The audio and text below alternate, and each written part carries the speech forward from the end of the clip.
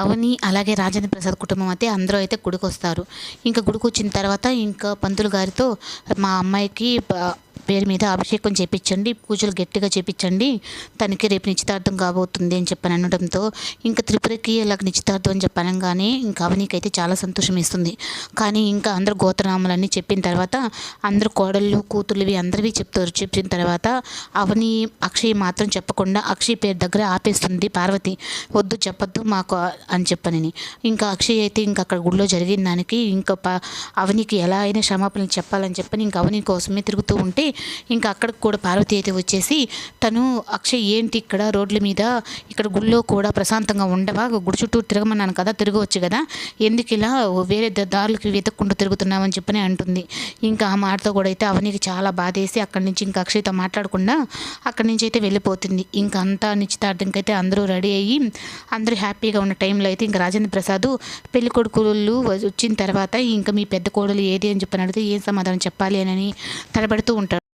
అప్పుడు తడబడుతూ ఉంటే ఇంకా శ్రీకర్ కమల్ అయితే అవును పెద్ద కొడుకు పెద్ద కోడలు అని చెప్పి ఉన్నారు కదా, అవని వదిన కూడా ఉంది కదా, దాని గురించి ఎందుకు నన్ను అంత సందేహించడం అని చెప్పానంటే ఇప్పుడు ఎక్కడ అని చెప్పని అడుగుతారు కదరా, అప్పుడు ఏం చెప్పాలి అంటే ఇంకా పల్లవి శ్రేయ అయితే ఇద్దరు ఒకటైపోయి ఇంకా పల్లవి అయితే అవును లేదని చెప్పండి, ఇంట్లో నుంచి వెళ్ళిపోయింది, ఇతను తప్పు చేసిందని చెప్పంటే అప్పుడు మన పరివే పోతుందని చెప్పని కమల్ అంటాడు.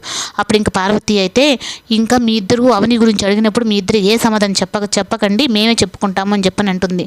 లేదు అత్తయ్య శ్రీకర్ బావ అలాగే కమల్ అయితే అవని వదిన చెప్పంగానే నువ్వు తప్పుగా చెప్పాలనుకున్నా వాళ్ళు చెప్పరు, వాళ్ళు మొత్తం నిజమైతే చెప్పేస్తారు అప్పుడు అని అనడంతో ఇంకా పార్వతి అయితే వాళ్ళిద్దరి దగ్గర మాట తీసుకుంటుంది.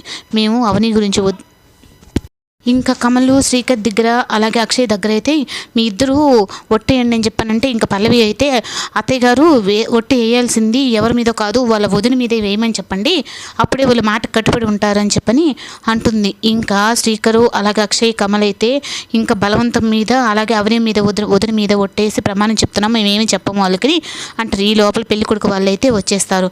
వచ్చేసిన తర్వాత అవును అందరి గురించి చెప్పారు రాజేంద్ర ప్రసాద్ గారు, మీ పెద్ద కొడుకు ఉన్నాడు, మీ పెద్ద కోడలు ఎక్కడ అని చెప్పాను అంటే ఇంకా అందరూ సైలెంట్గా అలాగే ఉంటారు. ఇంకా పార్వతి అయితే ఇంకా సమాధానం చెప్తూ ఉంటే ఇంకా అక్షయ్ అయితే ఇంకా లేచి ఇంకా సమాధానం చెప్పాల్సిన టైంలో అయితే ఇంకా అవని ఎంట్రీతో ఇంకా అవని వచ్చిందని చెప్పని చాలా షాక్గా పైకి లేచి చూస్తూ ఉంటాడు. అప్పుడు ఇంకా అవని అయితే వచ్చి అందరికీ నమస్కారం అండి అని చెప్పని అనడంతో ఇంకా పార్వతికి అందరికీ అంతే పెద్ద షాక్ అనమాట. అవని వచ్చేసింది, రాకూడదు అని చెప్పి నేను వార్నింగ్ ఇచ్చాను కదా, అవని ఎలా వచ్చింది, ఎంత ధైర్యం ఉంది అని చెప్పనని ఇంకా పల్లవి అయితే అనుకుంటూ ఉంటుంది. కానీ పల్లవికి అయితే నేను వచ్చి నా ఆడపడుచు పెళ్ళికి నేను ఉంటాను అని చెప్పిన మాట అయితే అవని నిలబెట్టుకుంటుంది.